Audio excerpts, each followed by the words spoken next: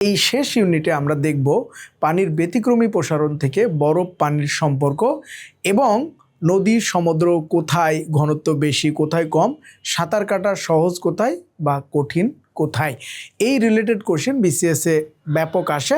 পাশাপাশি আমরা দেখব তাপীয় ইঞ্জিনগুলা এবং তাপ সঞ্চালন পদ্ধতিগুলো। আমরা তাহলে শুরু করি পানির ব্যতিক্রমী প্রসারণ দিয়ে। পানির ব্যতিক্রমী কেন বলা হয়? এমনিতে আমরা জানি তরল পদার্থ আস্তে আস্তে তাপ দিলে কি হয়, প্রসারণ হয়। যেমন তরলকে অর্থাৎ পানিকে যদি তাপ দেন আস্তে আস্তে আস্তে আস্তে গ্যাস হয়ে যাবে, তাই না, বাষ্প হয়ে যাবে। এই যে বাষ্প হয়ে গেল তখন এর ঘনত্বটা কি বেশি না কম? অনেক জায়গা নিয়ে যখন অল্প একটু পানি থাকে তখন ঘনত্বটা অনেক কম থাকে। আবার যখন চারিদিকে চাপ প্রয়োগ করে নিয়ে আসবেন তখন দেখবেন আস্তে আস্তে আবার জল হয়ে গেছে।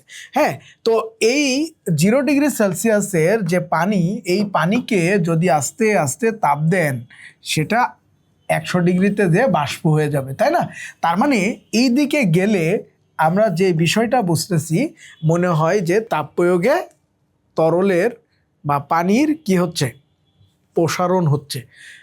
কিন্তু এই 4 ডিগ্রি পর্যন্ত এই ঘটনাটা ঘটে না। এর পরে আবার সেম ঘটে, ওইদিকে যে প্রসারণ হয় অর্থাৎ ঘনত্ব কমে। বাট 0 থেকে 4 ডিগ্রি পর্যন্ত এটার ব্যতিক্রম।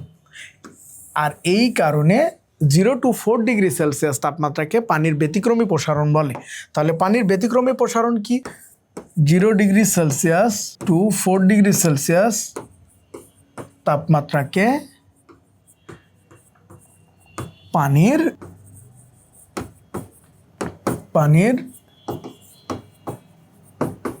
ব্যতিক্রমী প্রসারণ বলে। তার চিহ্ন দিয়ে বলতে পারি যে পরিবাহী রোধ বিষয়ের উপর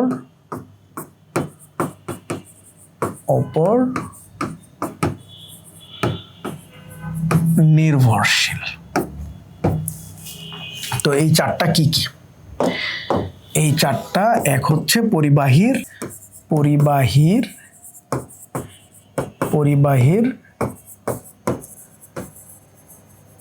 তাপমাত্রা, তারপরে কি পরিবাহীর দৈর্ঘ্য,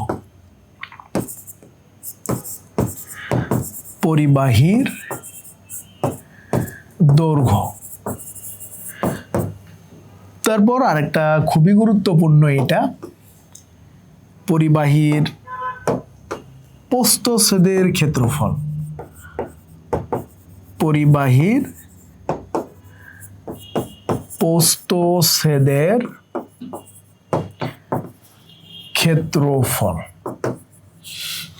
তাহলে পরিবাহী রোধ কয়টা বিষয়ের উপর সম্পর্কিত? একটা হচ্ছে পরিবাহীর তাপমাত্রা, পরিবাহীর দৈর্ঘ্য, আর একটা হচ্ছে পরিবাহীর প্রস্থচ্ছেদের ক্ষেত্রফল। তাহলে পরিবাহীর প্রস্থচ্ছেদের ক্ষেত্রফল এখানে অলরেডি কয়টা হয়ে গেল? 3টা হয়ে গেছে। তাহলে আরেকটা হচ্ছে পরিবাহীর উপাদান। তো ওই তারটা কি দিয়ে তৈরি? পরিবাহীর উপাদান।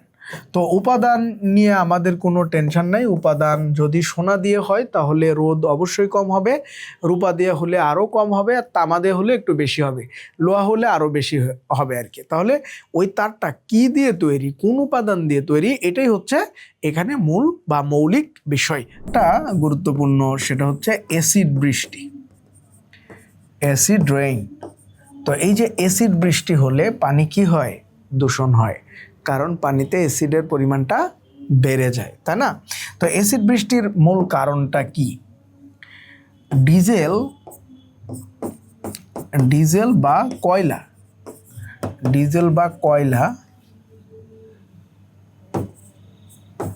পোড়ালে নির্গত সালফার ডাই